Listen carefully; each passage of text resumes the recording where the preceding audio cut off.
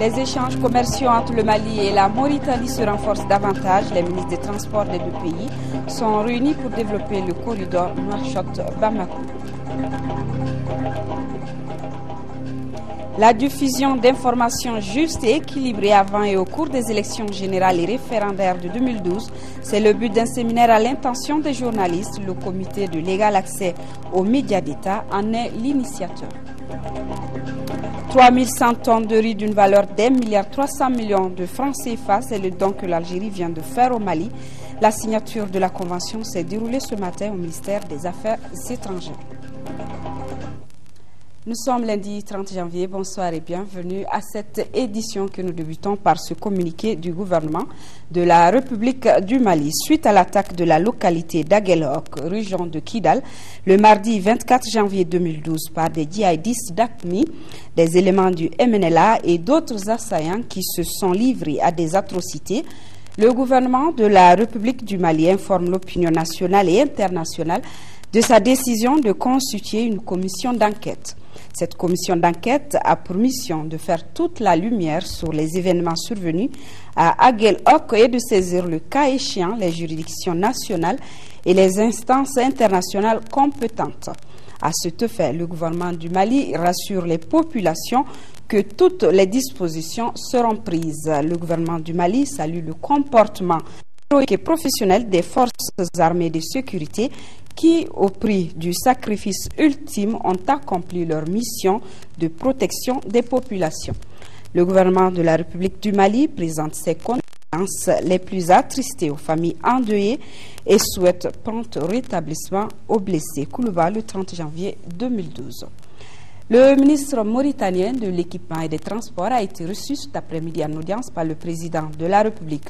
Au cours de cet entretien, il a été question de sécurité dans la bande sahélo-saharienne, mais il faut le préciser, Yahya Ould Admin est à Bamako dans le cadre du développement de l'axe Bamako-Nouakchott. Je vous propose de l'écouter à sa sortie d'audience au micro de Yaya Konati. Dans un bref délai, on peut résumer comme ça. On peut dire que le port de Nouakchott va être à Gougui. Donc il va être aux portes du Mali. Donc toutes les tracasseries qu'il y avait sur les 1200 km, elles vont être en interne. L'importateur malien ne les sentira pas parce que tout se passera comme si le terre-plein il est à Gougui. Il faut s'attendre aussi à ce qu'il y ait un certain nombre d'activités communes entre les opérateurs mauritaniens et maliens. C'est pour ça qu'il y a une forte délégation malienne qui s'est rendue à Nouakchott d'hommes d'affaires. Il y a une quarantaine d'hommes d'affaires mauritaniens qui sont là aujourd'hui pour essayer de mettre en commun leurs efforts pour créer des joint ventures ou des entreprises pour faire face à la logistique que ça nécessitera. Vous avez parlé du soutien de la Mauritanie au Mali par rapport à ce qui se passe au nord. Le président malien a souvent parlé de coopération sous-régionale dans la matière. Est-ce que vous pouvez nous dire comment se porte la coopération entre le Mali et la Mauritanie sur ce plan? Elle se porte très très bien. Nous sommes à la disposition de nos amis maliens comme ils l'ont toujours été à notre disposition. Et nous pensons que tout ce qui se passe dans la sous-région, dans l'un de nos pays, que ces répercussions sont immédiates sur l'autre. Donc on ne peut que coopérer, on ne peut que nous mettre ensemble face aux dangers qui menacent la sous-région. Voilà la coopération Mauritanie-Mali dans le secteur du transport qui se renforce davantage. Les départements de tutelle des deux pays sont réunis à Bamako autour des questions d'intérêt commun. La cérémonie d'ouverture des travaux était présidée par les ministres de l'équipement et des transports du Mali et de la Mauritanie. Daouda Sidiki Diarra, compte rendu. Ces assises consacrées au développement du corridor Bamako-Nouakchott font suite aux journées portes ouvertes tenues en décembre dernier dans la capitale mauritanienne. Elles offrent une fois de plus de nouvelles opportunités aux opérateurs économiques des deux pays pour échanger en vue de trouver des solutions idoines au secteur des transports. Pour réussir l'intégration régionale, l'économie, l'ouverture, l'accessibilité et la compétitivité constituent des facteurs incontournables. L'intégration et partant le développement économique de nos deux États passe inévitablement par le développement de nos échanges largement tributaires des services et des moyens de transport et des infrastructures de transport. Nous tenons aujourd'hui à réaffirmer l'importance que nous accordons au corridor Nouakchott-Bamako, tant les attentes de nos opérateurs économiques et de nos concitoyens sont nombreuses. Pour les ministres de l'équipement et des transports de la Mauritanie, ces journées ont pour but d'appliquer les recommandations formulées et de mettre à profit les opportunités offertes par le port autonome de Nouakchott. Nous sommes convaincus que cet objectif sera rapidement concrétisé, car telle est la volonté politique de nos deux chefs d'État, son Excellence le Président Mohamed Ould Abdel Aziz et son frère, son Excellence le Président Amadou Toumani Touré, soucieux de renforcer et consolider les relations séculaires entre nos deux pays frères.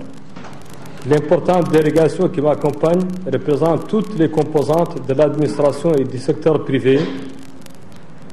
Et moi-même, venons avec ferme volonté et esprit ouvert pour réussir un partenariat mauritano-malien gagnant-gagnant dans le cadre du développement des échanges à travers le corridor Nouakchott-Bamako.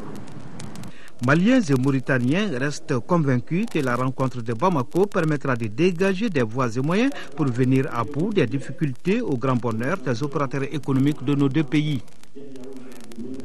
Notre pays prépare activement les élections générales et référendaires de 2012. Pour leur réussite, le rôle des médias est prépondérant, d'où la tenue de ce séminaire de 2 jours sur le thème « Couverture des élections par les médias ». Il s'agit pour les journalistes de diffuser des informations justes et équilibrées. Le séminaire est organisé par le Comité national de l'égal accès aux médias d'État en partenariat avec l'Organisation internationale de la francophonie. Brahma Traoré, compte rendu. C'est un véritable cours magistral sur la couverture des élections qui sera dispensé aux confrères pendant 2 jours. 48 heures donc pour apprendre aux hommes des médias les méthodes nécessaires pour diffuser une information juste et équilibrée sur les candidats, leurs programmes et les processus électoraux. Ce séminaire de formation est une initiative du Comité national de l'égal accès aux médias d'État et l'Organisation internationale de la francophonie. Le but de ce séminaire est d'améliorer les prestations des médias pendant la période électorale. Puisque les médias constituent des interfaces et des relais essentiels entre les électeurs, les candidats et les partis politiques, alors le renforcement des capacités professionnelles et déontologiques des journalistes est indispensable à la production et à la diffusion d'une information juste. C'est justement cette information juste et crédible qui permettra à chaque citoyen de disposer des clés nécessaires pour mieux comprendre son pays. Ainsi, au cours de ces séminaires, les professionnels du secteur vont suivre plusieurs communications relatives aux bonnes pratiques journalistiques et à la couverture d'une campagne électorale. Des communications qui seront présentées par d'éminents experts nationaux et internationaux, avec comme seule finalité le respect de l'éthique et de la déontologie du métier. La communication en général, malgré la variété de ses tons, de ses couleurs et des canaux qu'elle emprunte, doit s'imprégner d'un certain nombre de principes communs susceptibles d'animer le corps social sans compromettre sa stabilité et son dynamisme, surtout quand on sait que dans certaines circonstances, un coup de langue ou un coup de plume peut faire saigner plus qu'un coup de poignard ou de couteau. Une profession qualifiée donc d'un couteau à double tranchant. Pour le Premier ministre, la période électorale qui s'ouvre exige aux professionnels du secteur plus de responsabilités et plus de rigueur. Période électorale que nous nous apprêtons à vivre exigera de tous les Maliens et de toutes les Maliennes, particulièrement des journalistes, plus de rigueur dans nos comportements, dans le traitement de l'information, plus d'objectivité dans la communication. Je sais que les journalistes maliens répondront à l'attente du peuple malien et le conforteront dans sa quête inlassable de stabilité et de progrès. Ce message d'espoir est celui du président de la République, son Excellence Amadou Toumani Touré, du gouvernement et de tout le peuple malien, dont l'attachement à la promotion des médias est resté constant. Ce séminaire de formation sur la couverture des élections par les médias devra aboutir à des recommandations. Recommandations qui serviront de feuille de route pour la bonne tenue des élections générales et référendaires de 2012. Atelier de validation des indicateurs de développement des médias, c'était ce matin. Il a pour but d'évaluer une étude menée dans ce sens. L'atelier a regroupé les représentants des médias, la société civile, le Conseil supérieur de la communication et des agences du système des Nations Unies au Mali. Le reportage de Omar Kouressi. C'est le 3 mai 2011 que l'étude sur les indicateurs de développement des médias a été lancée par le ministre de la Communication et des Nouvelles Technologies. 8 mois après, les initiateurs se retrouvent pour évaluer ce travail qui concerne tous les aspects de l'environnement des médias. Le système ainsi mis au point par l'UNESCO permet d'identifier les composantes essentielles d'un environnement médiatique propice à l'essor de la liberté d'expression, de l'indépendance et du pluralisme des médias, conditions qui permettent à leur tour aux médias de contribuer au processus de démocratisation. Le programme international de l'UNESCO pour le développement de la communication a approuvé en mars 2008, lors de sa 26e session, les indicateurs de développement des médias afin de guider les pays dans l'évaluation de leur politique de développement des médias. 4 pays pilotes, dont le Mozambique pour l'Afrique, ont fait l'objet de tests des indicateurs de développement des médias. Le Mali, qui est le 2e pays africain à accueillir cette étude, mesure toute l'importance qu'elle révèle. Je me dois de saluer cette belle initiative qui nous paraît importante. Importante pour les pouvoirs publics et les décideurs politiques. La présente étude nous paraît également importante pour le monde économique, le monde des affaires et celui des finances. Une pareille étude est importante pour les médias eux-mêmes.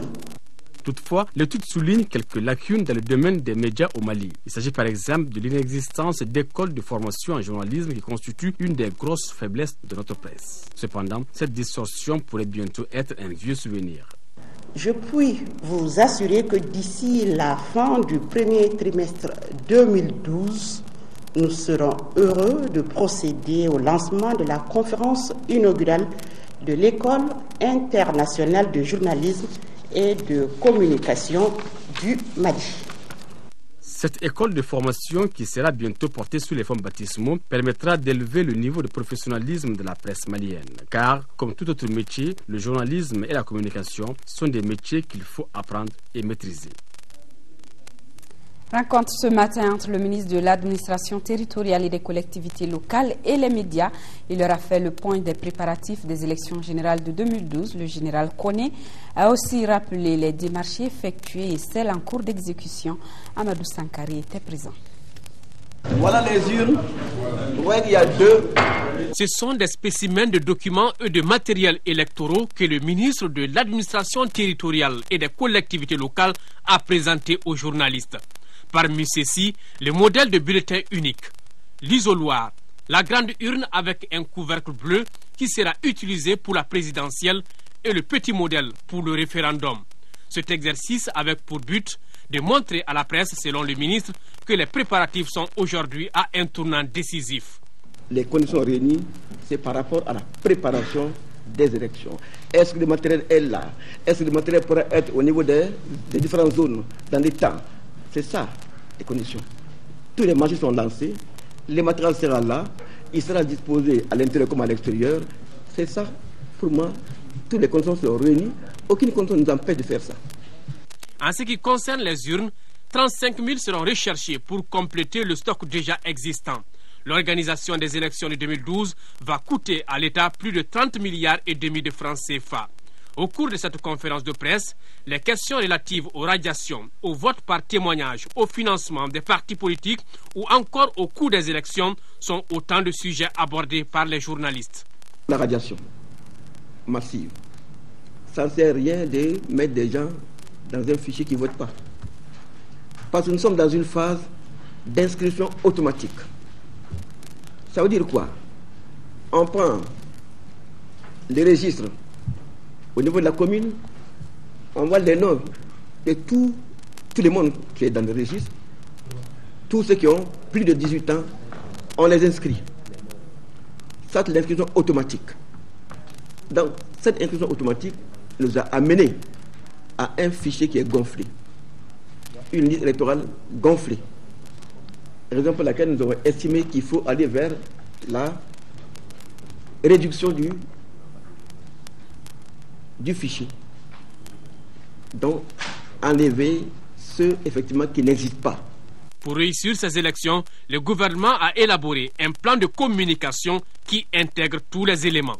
Cette année, il y a 2 éléments importants qu'il faut porter à la connaissance des journalistes.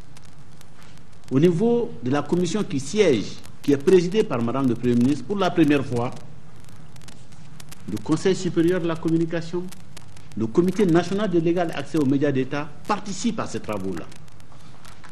C'est une première. Deuxième élément important, pour la première fois également, depuis que nous faisons les élections, nous avons un plan consolidé de communication. Un plan consolidé de communication avec tous les partenaires qui y interviennent. Tout ce que nous sommes en train de faire comme activité de communication se trouve être listé dans ce plan de communication, dans cette politique, dans cette stratégie de communication, pour que nous ne puissions pas travailler en ordre dispersé. Par rapport à la révision des listes électorales, il ressort de l'exposé du ministre de l'administration territoriale et des collectivités locales qu'à la date du 31 décembre 2011, les inscriptions étaient de 501 164 électeurs, 258 257 radiations et près de 2 millions de cartes d'électeurs non retirées. L'Algérie a offert aux Maliens un don de 3100 tonnes de riz. La cérémonie de signature de convention s'est déroulée ce matin au ministère des Affaires étrangères et de la coopération internationale. Ce don, qui s'inscrit dans le cadre de la coopération bilatérale, est une action de solidarité envers les couches démunies. Il a une valeur de plus d'1,3 milliard de francs CFA. Brima Kone. Cette signature de convention dénote de la volonté des autorités algériennes et maliennes de renforcer la coopération bilatérale entre l'Algérie et le Mali. Elle certifie le don de 3100 tonnes de riz que l'Algérie a offert au Mali. D'une valeur d'1,3 milliard de francs CFA, ce don est une action de solidarité envers les couches vulnérables du Mali. Les autorités maliennes d'apprécier le geste à sa juste valeur. Un adage cher de chez nous dit toujours que c'est à travers les difficultés qu'on reconnaît ses vrais amis. Et je crois entre le peuple algérien et le peuple malien. On ne peut pas énumérer les occasions pendant lesquelles l'Algérie a manifesté la solidarité. Moi, en tant que commissaire à la sécurité alimentaire, je me rappelle depuis 2004-2005 que le commissariat là, toutes les fois que l'État malien, en tout cas, s'est trouvé dans la nécessité d'aider les populations, l'Algérie a répondu présent. L'Algérie démontre sa disponibilité à apporter sa contribution à chaque fois que de besoin et à chaque fois qu'il est nécessaire de le faire pour alléger les difficultés du peuple frère malien. Cette remise de dons contribue à la lutte contre l'insécurité alimentaire. Elle est conforme au principe de la fraternité et du bon voisinage entre les deux pays. L'Algérie répond présent à l'appel du devoir de solidarité, une solidarité tout à fait fraternelle, de bon voisinage et de pérennité dans les relations entre les deux pays. Rappelons qu'en septembre et octobre dernier, l'Algérie avait fait un don à nos compatriotes en provenance de la Libye et les populations de la région de Kidal. Et les experts du système d'alerte précoce qui sont en réunion sur la situation alimentaire au Mali, ils vont élaborer le plan d'action 2012-2013, lequel plan sera présenté au prochain Conseil national de sécurité alimentaire. La réunion examine également les prix élevés des céréales. Mohamed Diarra. La réunion des experts du système d'alerte précoce se tient d'habitude début mars. Exceptionnellement, elle se tient un mois avant la date habituelle. Cela s'explique par l'urgence de la situation alimentaire qui prévaut dans le pays. Pendant 10 jours, experts et techniciens du monde agricole feront un examen de la campagne agricole 2011-2012. Et cela afin de proposer un plan d'action au gouvernement et à ses partenaires. Ce plan sera présenté au Conseil national de sécurité alimentaire dans les jours à venir. À l'ouverture des travaux, le commissaire à la sécurité alimentaire a apporté une précision de taille. Il s'agit de rappeler entre autres que les 2 ou 3 pluies utiles attendues en novembre 2011 en maintes endroits ne sont pas tombées, que les oiseaux granivores qui étaient une menace en octobre 2011 ont effectivement causé des dégâts importants sur les cultures pluviales dans certaines zones, et que la faiblesse de la crue et les retraits précoces des eaux ont beaucoup influencé la riziculture de submersion. Et enfin, des feux de brousse ont déjà eu raison de certains pâturages. C'est pourquoi le gouvernement du Mali et ses partenaires accordent du pays à cette réunion. Autre dossier sur lequel planchent les experts, c'est les prix des denrées alimentaires jugés élevés. Déjà, je vous invite à chercher à mettre en place une base de données de profil d'économie des ménages pour les différents systèmes de vie du pays, en collaboration avec tous les partenaires techniques et financiers intéressés par cette problématique. Il est à préciser que la précédente réunion du système d'alerte précoce avait identifié 104 communes en difficulté alimentaire. Le président du Haut Conseil des collectivités, Oumarou Ag Mohamed Ibrahim, a reçu ce matin en audience Mamadou Traoré, nouvel ambassadeur du Mali au Burkina Faso. Les deux personnalités ont échangé sur le renforcement de la coopération décentralisée entre le Mali et le Burkina Faso. Voilà le président du Haut Conseil des collectivités, Oumarou Ag Mohamed Ibrahim, qui a donc reçu ce matin Mamadou Traoré, nouvel ambassadeur du Mali au Burkina Faso. Le président du Haut Conseil des collectivités a félicité le diplomate tout en lui prodiguant des conseils. Sur un tout autre plan, 25% de la population malienne a accès à l'électricité, un taux jugé faible, d'où l'implication du secteur privé dans le domaine de l'énergie. Ainsi, la société anonyme Abzé Solar a lancé ses activités. Avec l'énergie solaire, elle compte produire 200 MW. Le reportage de Salimata Dao. Le Mali, pays sahélien traversé par 2 fleuves, est riche en sources d'énergie alternatives. Cependant, notre pays fait partie des pays pauvres sur le plan énergétique, avec un taux d'accès de 25% sur le plan national et 15% en zone rurale. Pour inverser la tendance, est née la société Abzé Solar.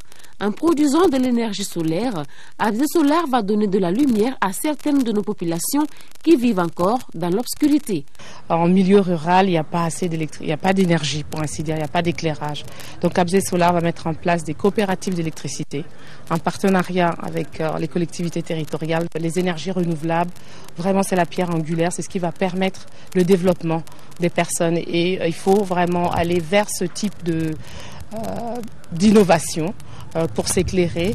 La programmation que nous allons lancer va être de 200 MW à dispatcher avec plusieurs collectivités territoriales.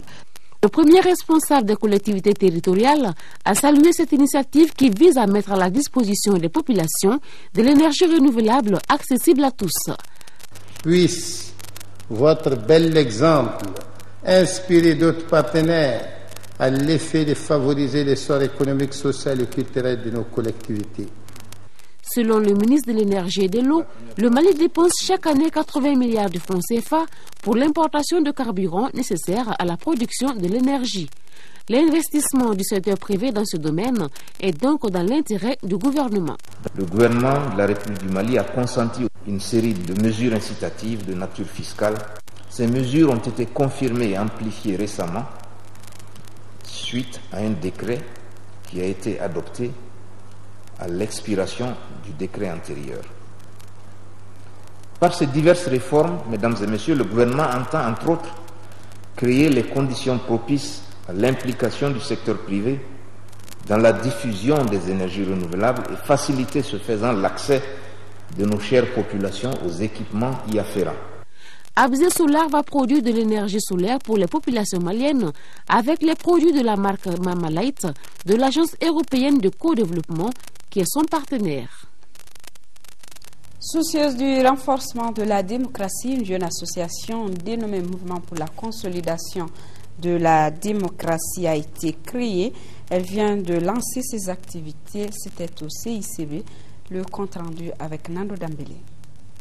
Ils étaient venus très nombreux, militants et militantes du nouveau mouvement et des 100 associations partenaires pour prendre part à cette cérémonie qui consacre le lancement du mouvement pour la consolidation de la démocratie. Contribuer à l'instauration d'une culture démocratique. Contribuer à l'émergence d'un citoyen conscient de ses droits et devoirs.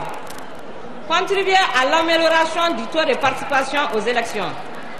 Contribuer à la promotion de la paix. Contribuer à la promotion de la charte africaine, de la démocratie, des élections et de la bonne gouvernance. Le mouvement pour la consolidation de la démocratie s'est alors attelé à mobiliser massivement les citoyens pour un oui au référendum du 29 avril prochain. D'où tous les encouragements de la présidente d'honneur à la direction du mouvement et aux 100 associations partenaires pour leur grand esprit patriotique. Je peux dire cet après-midi que je suis une présidente d'honneur comblée. Le MCD, le Mouvement pour la consolidation de la démocratie, et la centaine d'associations partenaires m'ont véritablement convaincu cet après-midi pour leur engagement pour les justes causes. Assurément, votre mobilisation pour le oui massif au référendum du 29 avril est une belle réussite. Le mouvement pour la consolidation de la démocratie salue les réformes constitutionnelles ainsi initiées dans notre pays. Mieux assister les victimes de la traite des personnes en Afrique de l'Ouest. Le sujet est au centre d'une rencontre entre Maliens et Sénégalais au terme des travaux qui se tiennent à l'hôtel El Farouk. Un plan de travail et les priorités dans la mise en œuvre des actions à mener seront validées. Alpha Mega, compte rendu. Le Mali et le Sénégal ont des liens socio-culturels, voire économiques très étroits. Aujourd'hui, certains trafiquants font passer les enfants de part et d'autre. Une activité à laquelle ils se donnent, et cela en violation des textes en vigueur. C'est pour tenter de mettre fin à ce phénomène que se tient cette réunion. Il s'agit d'une réunion devant aboutir à la mise en place du comité national de pilotage du projet pour une meilleure assistance aux victimes de la traite des personnes en Afrique de l'Ouest. Ce projet permettra, nous en sommes convaincus, non seulement de renforcer la protection et la prise en charge des victimes, mais aussi de corriger les faiblesses de nos mécanismes actuels de coopération et partant, nous l'espérons, de mieux organiser la lutte contre les trafiquants d'êtres humains. Les victimes de traite des personnes, à raison de la modicité des moyens de nos différents États, ne bénéficient pas à ce jour de toute l'assistance souhaitée malgré la volonté politique et les efforts de nos gouvernements respectifs. Les pesanteurs culturelles sont réelles et tenaces, en particulier pour ce qui concerne la mendicité des enfants. Cependant, elles doivent être surmontées par une campagne de sensibilisation permanente à laquelle il convient d'associer les organisations de la société civile. Ainsi, les participants à la réunion vont valider le plan de travail pour l'année en cours. Les priorités dans la mise en œuvre des actions ne seront pas non plus exclues au cours de leurs travaux. En clair, tout cet exercice pour une meilleure assistance aux victimes de la traite des personnes au Mali et au Sénégal. 21 agents de l'ORTM de différentes sections sont à la retraite depuis le 1er janvier 2012. Une cérémonie de départ leur a été organisée ce matin. C'était en présence du ministre de la Communication, du directeur général et travailleur de l'ORTM. Fandrem Baketa, reportage. 3 femmes et 18 hommes à aller à la retraite cette année. Ces 21 agents sont entre autres des journalistes, des assistants de presse et des réalisations, des techniciens, des contrôleurs du trésor et secrétaires. Comme il est de coutume, la cérémonie de départ a connu des émotions liées à la séparation. Mais la satisfaction est commune, celle du devoir accompli. L'événement en cours est pour la direction de l'ORTM et le syndicat un acte de reconnaissance à l'intention des ayants droit. Dans les différents secteurs, vous avez fait montre de dévouement dans l'accomplissement du service public, chacun dans son domaine. Tous, vous avez contribué inlassablement à rehausser l'image de l'Office à travers le travail bien fait, gage de réussite de toute entreprise. Vous avez servi l'Office avec comme seul credo le respect du sacro-saint principe de l'intérêt général. Ce que nous demandons aux jeunes retraités que vous êtes, c'est avoir une obligation de transmission de savoir. Il faudrait que vous sachiez maintenant que la réserve que vous avez quand vous étiez dans la vie professionnelle, cette réserve doit faire place à l'obligation de transmission de savoir. Vous êtes une mine de savoir. Vous devez aussi mettre cette mine à la disposition de ceux qui sont là et de ceux qui vont venir. Ces travailleurs ayant atteint le but suprême de l'existence professionnelle, à savoir la retraite, se disent honorés. Monsieur le directeur de l'ORTM, tous les services techniques de l'ORTM, au nom de mes collègues et mes amis à la retraite, on vous remercie infiniment. La vie, c'est comme ça. Chacun des retraités a reçu une enveloppe symbolique de la part du syndicat de l'ORTM. La cérémonie qui s'est déroulée dans la convivialité a pris fin par un cocktail. Voilà, bonne retraite, donc bon repos retraité, nous dirons. Sport Cannes 2012. La poule B vient d'offrir son verdict au terme de la 3e journée. La Côte d'Ivoire et le Soudan sont les qualifiés pour les quarts de finale. Le résumé, c'est dans nos prochaines éditions. La chronique santé du jour nous parle aujourd'hui de ce qu'on appelle le pied beau, une malformation qui se traite au Centre national d'appareillage orthopédique. Il est le plus grand centre de prise en charge de cette malformation qui touche un enfant sur 1000 naissances dans le monde. Tessira Emmanuel Dambélé.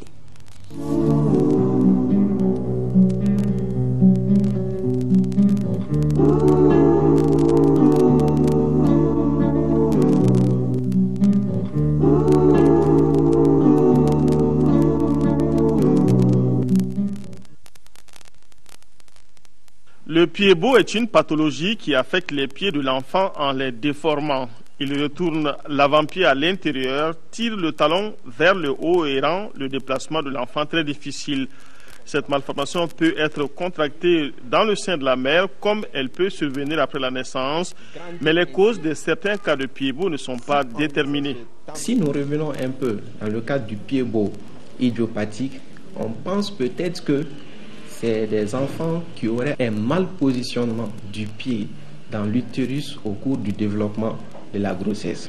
On pense qu'une cause héréditaire peut être sous-jacente, mais aucune étude ne certifie que c'est telle cause qui détermine le pied beau. Les cas secondaires, ce sont des cas qui sont connus. L'enfant peut naître avec des pathologies malformatives telles que les malformations qui atteignent les articulations. En dehors de ça, il y a les cas de méningite qui peuvent également atteindre le pied et entraîner le pied beau. Il y a des cas d'injection, les séquelles d'injection. On estime que dans le monde, un enfant sur 1000 naît avec le pied beau. En Europe, les statistiques donnent un cas sur 800 naissances, alors que le continent africain n'est pas épargné par la maladie. Au Mali, le Centre national d'appareillage orthopédique fait partie des structures qui prennent en charge le pied beau. De 2006 à nos jours, le CNAOM a traité 592 enfants pieds beaux. Et parmi ces 592 enfants pieds beaux, on a reçu des enfants qui viennent également des pays voisins tels que la Côte d'Ivoire, le Burkina, la Guinée et même souvent du Sénégal. Et cette année, nous sommes à 45 patients qui ont déjà été traités au Centre national d'appareillage. Le Centre national d'appareillage orthopédique du Mali traite le pied beau avec une technique appelée méthode Ponseti, du nom du créateur du procédé. Une prise en charge conseillée dès les premières heures qui suivent la naissance du bébé. C'est un traitement qui est basé sur des séries de plâtrage hebdomadaires. Ça veut dire qu'on fait le plâtre aujourd'hui par exemple, et la semaine suivante, on enlève le plâtre et on refait encore un autre plâtre, jusqu'à 3 à 5 plâtrages. Donc à 5 plâtrages, on fait souvent une petite chirurgie qui consiste à corriger la dernière étape de la déformation. Ce qui est mieux conseillé, c'est que si l'enfant peut venir tôt au centre. Si je dis tôt, dès 1 heure de naissance, on peut commencer le plâtrage. À défaut, si l'enfant peut venir le 2e jour, c'est bon. À défaut, si en tout cas les 10 premiers jours, si nous recevons l'enfant, le traitement est très facile parce qu'en ce temps, les articulations sont encore très souples, les ligaments sont très souples, Donc la correction est très très facile dans ce cas. Mais lorsque l'enfant prend de l'âge, une fois que l'enfant atteint déjà 2 ans, voire 3 ans, la correction est possible mais très difficile souvent. Lorsque le pied de l'enfant est carrément corrigé et qu'on voit qu'on a corrigé toutes les composantes du pied, maintenant on met l'enfant sous une chaussure orthopédique qu'on appelle attelle de Steinbeck. C'est une paire de chaussures qui est reliée à une tige métallique, barre métallique. Donc l'enfant porte ça nuit et jour, au moins sur les 24 heures, l'enfant va laisser la chaussure seulement pendant 3 heures de temps au maximum, et cela jusqu'à 2 ans. Mais au Centre national d'appareillage orthopédique du Mali, beaucoup de parents ne se présentent pas à temps avec leurs enfants, alors que certains abandonnent tout simplement le traitement.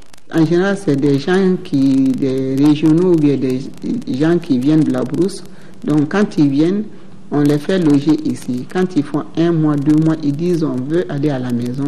Et des fois, ils vont sans nous prévenir parce que, en général, c'est les ménagères, les pères s'impatientent.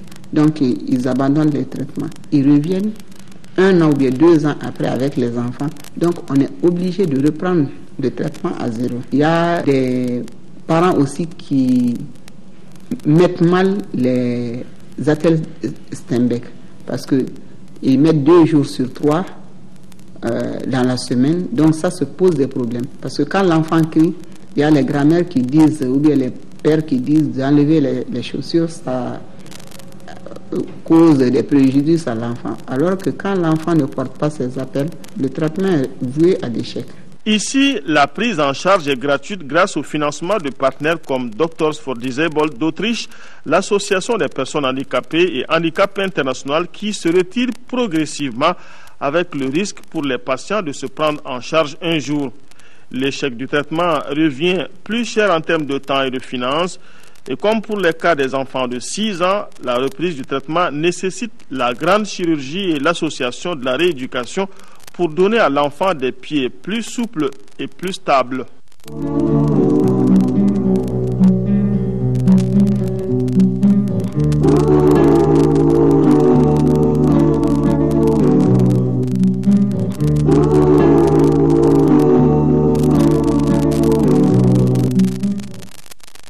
Et nous revenons sur ce communiqué du gouvernement suite à l'attaque de la localité d'Aguelhok, région de Kidal, le mardi 24 janvier 2012 par des djihadistes d'AQMI, des éléments du MNLA et d'autres assaillants qui se sont livrés à des atrocités. Le gouvernement de la République du Mali informe l'opinion nationale et internationale de sa décision de constituer une commission d'enquête. Cette commission d'enquête a pour mission de faire toute la lumière sur les événements survenus à Aguelhok et de saisir, le cas échéant, les juridictions nationales et les instances internationales compétentes.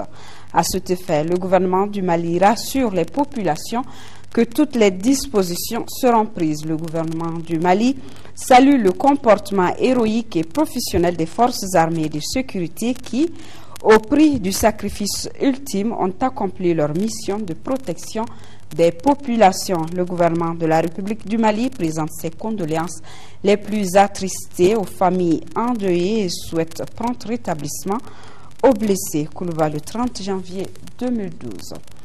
Page noire de ce journal, le général de division Sekouli n'est plus. Il a été arraché à l'affection de tous samedi dernier des suites d'une courte maladie à l'âge de 79 ans. C'est toute la République qui lui a rendu hommage aujourd'hui à travers des honneurs funèbres militaires, des prières et des bénédictions. C'était à la place d'armes du génie militaire en présence de nombreuses personnalités, parmi lesquelles les présidents Amadou Toumani Touré et Moussa Traoré. Le compte rendu avec Sidiki Dambélé. Il n'y a qu'une minute de la vie à la mort. Une minute qui s'est vite écoulée ce samedi 28 janvier dans la famille Ly à l'hippodrome. Sekouli, le général Ly s'en est allé pour de bon. Celui qui fut l'un des pères fondateurs de l'armée malienne est resté toutes ces 79 saisons un battant infatigable à qui la nation entière rend un hommage mérité.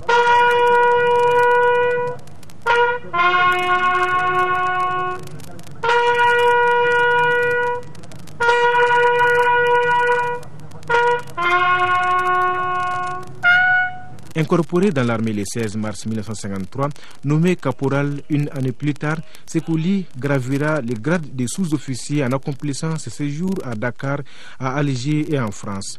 Sous-lieutenant en 62, lieutenant 2 ans plus tard, il s'engagera dans la voie d'une brillante carrière d'officier. Officier supérieur et homme d'État, il est nommé par le président Moussa Traoré ministre de l'Éducation nationale en 1982 et ministre de la Défense nationale en 1987. Ses qualités de décideur stratégique lui vaudront la promotion au grade de général le 1er octobre 1984. Officier compétent et homme d'État, émérite, il est animé d'une forte et seule conviction, celle de rendre service à son pays et à son prochain. Après la prière et le défilé devant la dépouille mortuaire, le général Sékou Ly a été conduit dans sa dernière demeure au cimetière d'Amdalaï, le temps d'un dernier hommage. Les officiers de la tombe de Sékou Ly sont rares. Il a passé toute sa vie au travail, et au travail bien fait. Chaque fois que Sékou Ly avait un petit bout de temps de son bureau, il faisait un saut au champ. Parce qu'il se disait toujours que l'homme, surtout les cadres, devrait être toujours un exemple au-delà du métier. Les cadres manières devraient donner l'exemple aux autres. Vraiment, il a fait de son mieux pour ce pays. Je demande à Dieu de le pardonner, de lui accorder son paradis. C'est une grande perte pour le Mali. C'était un homme très intègre. C'est lui qui m'a mis le pied à l'étrier, tout jeune sortant de l'ENA. Quand j'ai commencé à travailler, c'est lui qui m'a mis le pied à l'étrier. Il m'a dit, Muntaga, si tu veux devenir un cadre de ce pays, un cadre valable, commence par être ponctuel. Il faut être ponctuel. De la ponctualité découle tout le reste. Le général Sékou Ly laisse derrière lui 2 veuves, de grands enfants, des compagnons d'armes, des collaborateurs et d'amis qui n'ont d'autre pouvoir que de prier pour qu'Allah le Tout-Puissant l'accueille dans son paradis. Et au génie militaire, on est convaincu que ce n'est qu'un au revoir, car dit-on ici, un général ne meurt pas, il part. Dors en paix, mon général. Et à son âme, fin de cette édition. Retenez qu'il n'y a pas d'édition de formation continue ce soir. Elle est prévue pour jeudi prochain. Ce sera avec Sira Bachili. Demain, 10h-13h, Nyanya Liu Traoré, je serai là pour l'édition du soir. Merci et excellente soirée à tous.